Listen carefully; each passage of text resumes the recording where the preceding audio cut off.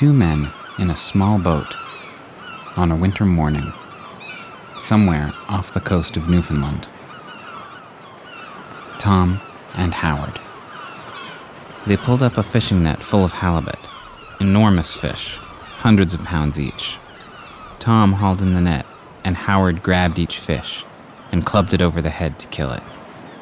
Around them, other men worked in other boats. In the distance, they could see the schooner they had sailed to Newfoundland. The storm came up quickly. The other boats disappeared. Tom and Howard started rowing back to the ship, but they couldn't see it through the snow.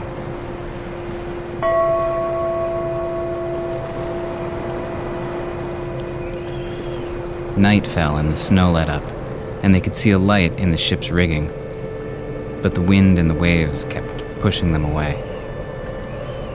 We put every ounce we had on the end of the oars. No use. The wind was too strong and the sea too rough. The vessel's light stayed just as far away. They set anchor to wait out the wind. All night, waves filled up the boat as fast as Tom and Howard could bail it. At daylight, we looked for the vessel. There was no vessel. Howard and Tom were both from the Atlantic coast of Canada. Tom from Newfoundland, Howard from Nova Scotia. And they had both gone to Gloucester, Massachusetts, to join the fishing fleet. Gloucester was the center of the North Atlantic fishing industry, big business, back when the ocean was teeming with fish. And dangerous business. In 1883, the year Tom and Howard lost sight of their ship, 209 fishermen from Gloucester died at sea. Many left families behind. Tom and Howard took turns bailing out the boat and bashing ice off its sides with the bat. Howard took his thick mittens off to get a better grip. The next minute, he looked around for the mittens in the boat. Tom had pitched them over the side in a bailer full of water. Tom pointed to Howard's hands. They had turned white. What would happen if they froze up? If we lived through the gale? Tom would have to row ashore alone, or if the vessel should chance to come along and pick us up, they would find one man at the oars, and the other sitting like a dummy on the thwarts. Howard's hands were freezing solid. Slowly, he wrapped them around the oars, making two frozen claws. There now. I'll be ready to do a dory mate's full share. As the second night fell, Tom stopped bailing. He only said, "What's the use, Howard? We can't live till morning, and we might as well go first as last." Howard kept bailing all night. By morning, Tom was dead.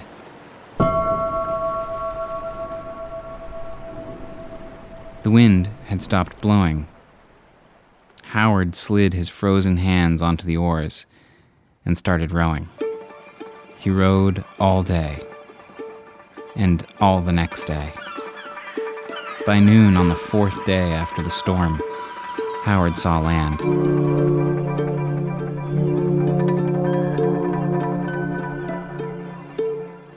Around dark, he spotted a shack on the bank. It was abandoned and full of snow. He spent the night pacing, trying not to fall asleep, eating snow to quench the thirst he had built up over 4 days on the water. The next day, Howard rowed up a river and found a tiny village. This was Little River, Newfoundland. A family took him into their log cabin and dressed his hands.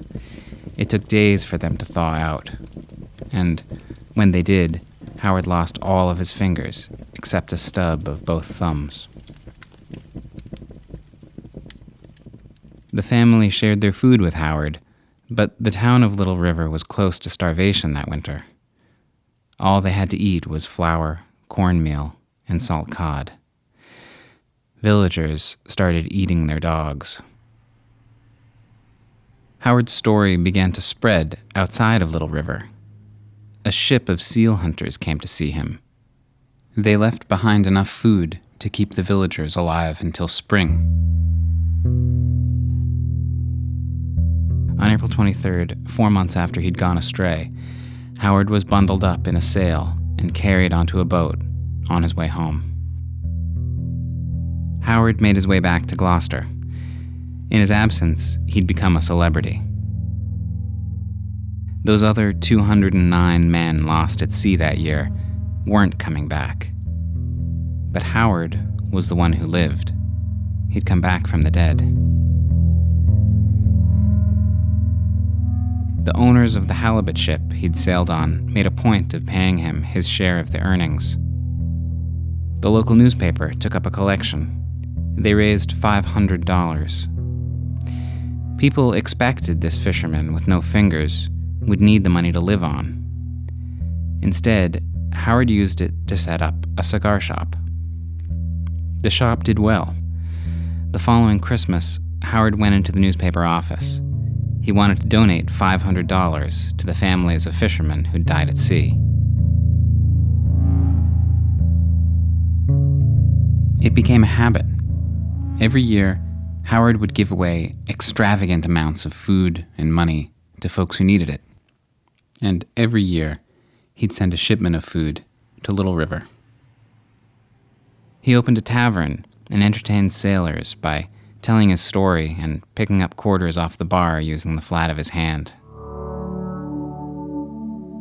But something was missing. The story of his great adventure began to grow old. His days as a tavern keeper blended together. Howard wondered if all the significant, exciting things that would happen in his life were in the past. He organized an expedition to the Klondike Gold Rush and sailed around the tip of South America and up to San Francisco. He didn't make it to Alaska. He fell out with the rest of the crew and took the train back to Gloucester. But the trip proved to Howard that he could still sail, even without fingers. Really, the problem had just been other people. That's when Howard's second act started. He decided to sail on his own across the Atlantic Ocean. It had been done before by 5 different men, although never by someone without fingers. He bought a 30-foot sailboat that he named the Great Western and left Gloucester Harbor in June 1899. Almost immediately, the wind died. Howard was stuck in fog. His right foot started to hurt. The pain climbed up his leg. For 8 days, he went nowhere, sick with pain, unable to eat. Finally, he decided he had had enough and turned the Great Western back toward land. But the fog was so thick, he was afraid he'd hit rocks. Then, the wind came back. Howard started feeling a bit better. He ate something.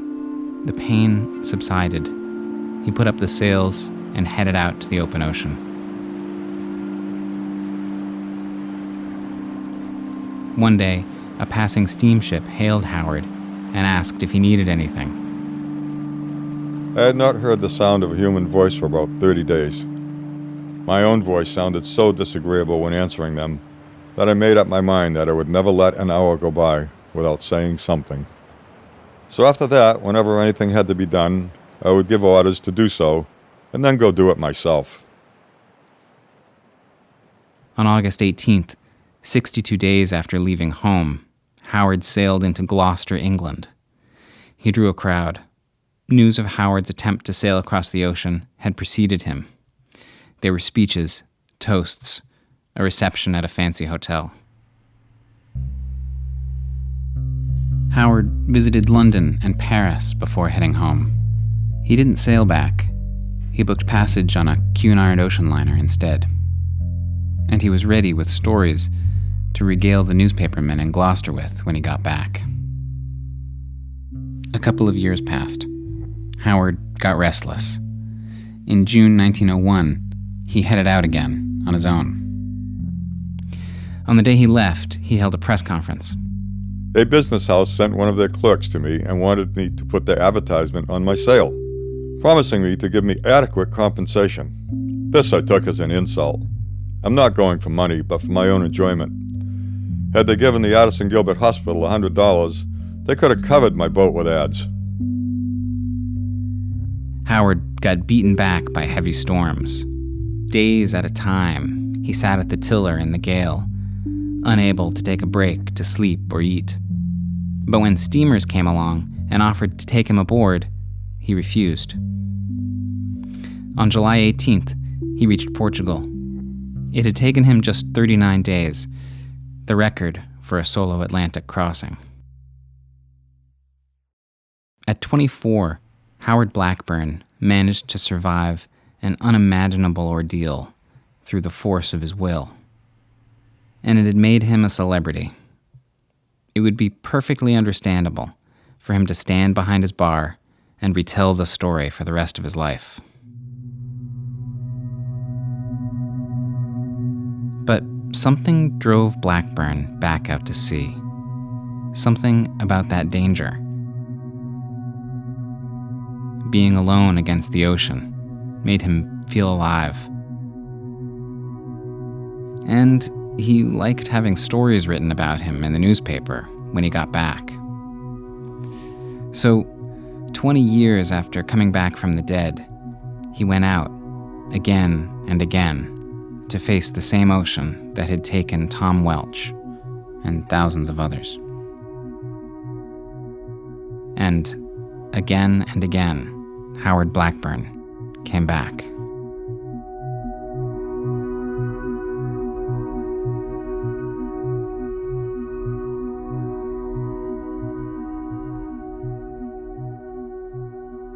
The Briny is produced by me, Matt Frasica.